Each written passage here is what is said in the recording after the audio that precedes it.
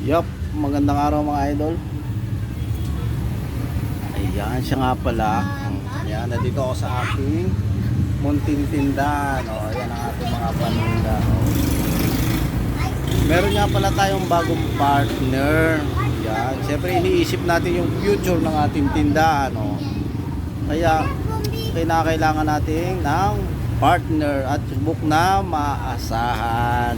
Yan, para pag lumago ang ating tindahan, syempre, di ba?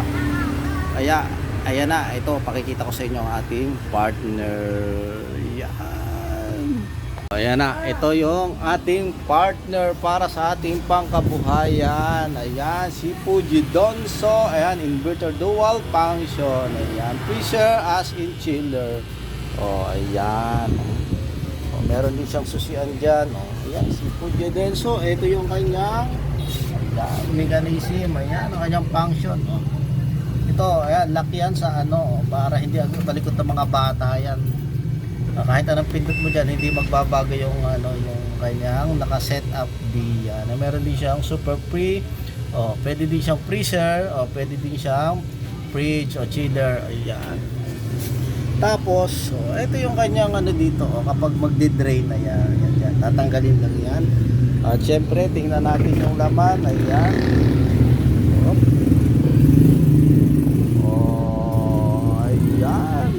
Kita nyo, yan ang ating laman.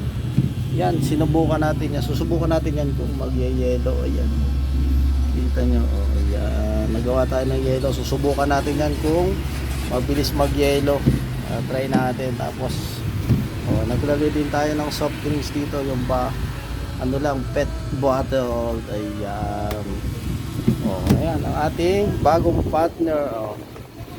Yan, kaya diba, para sa ating kinabukasan. Fuji Donso, baka naman pwede tayo maglagay din dyan ng mga ice cream at saka mga frozen goods. Kaya welcome dito si Pure Foods.